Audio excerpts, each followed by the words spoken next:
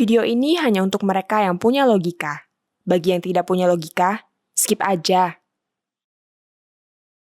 Alhamdulillah, akhirnya tim gubernur untuk percepatan pembangunan alias TGUPP di Jakarta dibubarkan. Heru Budi Hartono yang sekarang menjadi pejabat gubernur menyatakan tidak akan memperpanjang usia TGUPP. Dia lebih suka mengoptimalkan peran organisasi perangkat daerah, asisten, dan tenaga ahli daripada memanfaatkan TGUPP. TGUPP selama ini memang punya citra yang buruk. Lembaga berisi 73 orang-orang Anies ini sering dijadikan contoh tentang betapa mubazirnya penggunaan uang rakyat di masa Anies. Anggaran yang dipakai TGUPP sangatlah besar, tanpa ada hasil yang bermanfaat buat rakyat Jakarta.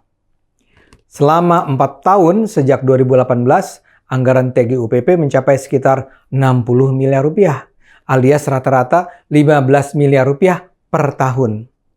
Dan praktis, itu hanya digunakan untuk mendanai orang-orang Anies yang sering disebut magabut, makan gaji buta. Lembaga ini sebenarnya tidak orisinal datang dari ide Anies. TGUPP dibentuk pertama kali di era Jokowi, yang kemudian dilanjutkan di zaman Ahok dan kemudian dimanfaatkan di masa Anies. Bedanya, di masa sebelum Anies, jumlah anggota TGUPP terbatas dan digaji dengan menggunakan biaya operasional gubernur. Di era Ahok, jumlah anggota TGUPP hanyalah 15 orang. Di era Anies, 73 orang. Hampir berlipat 5 kali. Pertanyaannya, untuk apa? Sebenarnya ada serangkaian tugas yang diberikan kepada TGUPP. Hampir semua adalah kegiatan di belakang meja. Misalnya saja, tugas TGUPP adalah melakukan kajian dan analisis kebijakan gubernur, memberi saran dan masukan dalam penyusunan dan pelaksanaan kebijakan gubernur, memantau dan mengevaluasi pelaksanaan kebijakan gubernur, melakukan pendampingan program prioritas gubernur, memantau proses perencanaan dan penganggaran perangkat daerah, dan sebagainya, dan sebagainya, dan sebagainya.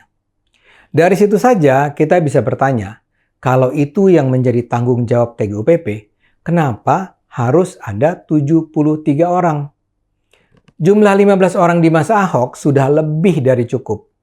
Jadi kesannya memang sekedar bagi-bagi rezeki atau membangun tim loyalis pembela Anies.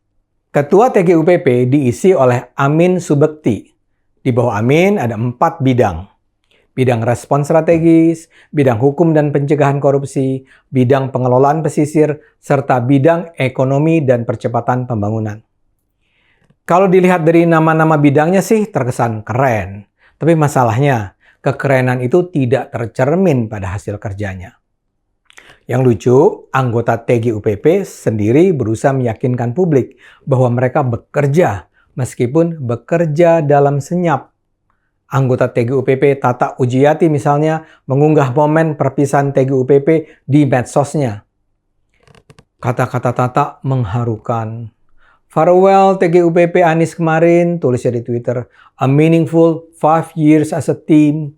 Di belakang dalam senyap membantu gubernur realisasikan janji-janjinya untuk warga Jakarta. Bagaimana menurutmu? Tata juga menyatakan akan menerbitkan buku tentang TGUPP yang bisa menjadi acuan buat kepala daerah lain. Please check, katanya, dalam waktu dekat akan tersedia di toko-toko buku terdekat. Menjelang pembubarannya, TGUPP dikomentari sinis oleh Ketua DPRD Prasetyo Edy Marsudi. Menurut Prasetyo, TGUPP membuat kacau pembangunan di Jakarta. Tapi komentar itu diremehkan oleh Tati. Menurutnya, itu adalah pendapat subjektif yang tidak didasari fakta dan tidak perlu ditanggapi serius. Pembangunan Jakarta semakin pesat, ujar Tata.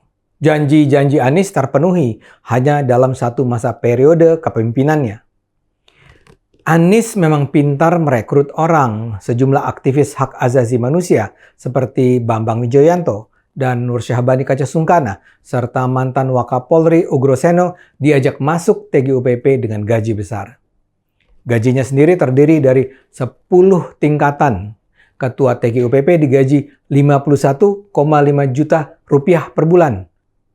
Kedua, ketua bidang digaji 41,2 juta rupiah per bulan. Kemudian anggota grade 1 31,7 juta rupiah per bulan, anggota grade 2 20 sampai 26 juta rupiah, dan terus turun sampai grade 3 9,8 juta rupiah sampai 15,3 juta rupiah per bulan. Jadi mereka bergaji besar. Kembali ke pertanyaan awal, untuk apa? Di mana mereka ketika di sepanjang masa kepemimpinannya Anies, program-program Anies tidak sepi dari masalah. Salah satu contoh adalah soal Formula E. Sekarang diketahui, pelaksanaan Formula E itu bukan program yang termuat dalam rencana pembangunan jangka menengah daerah.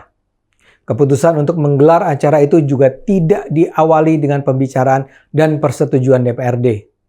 Bahkan anggaran komitmen fee yang dikeluarkan oleh Pemprov DKI yang semula mencapai lebih dari 2 triliun rupiah, tapi belakangan bisa dinegosiasikan menjadi sekitar 600 miliar rupiah, jauh lebih besar dari anggaran komitmen fee di negara-negara lain.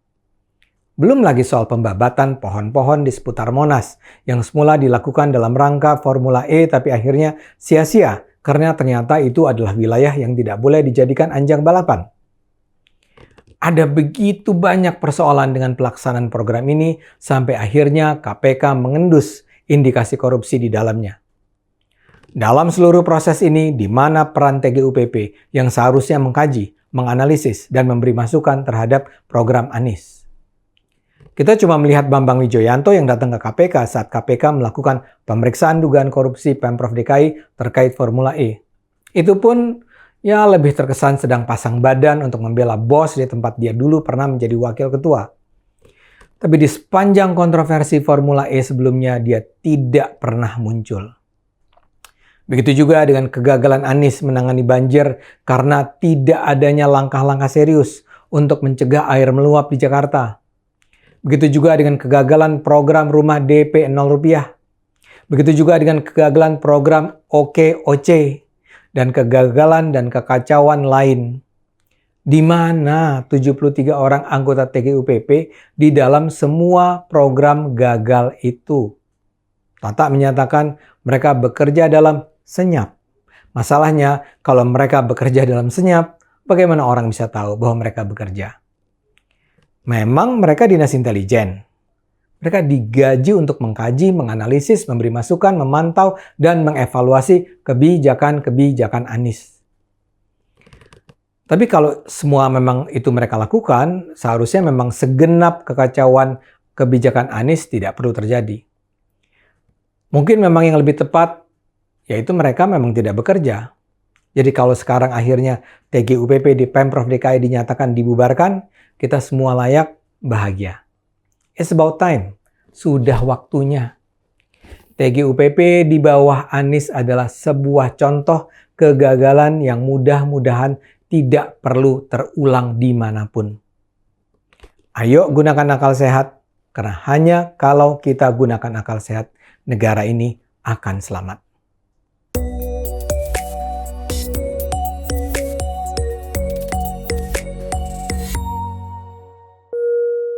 Video ini hanya untuk mereka yang punya logika.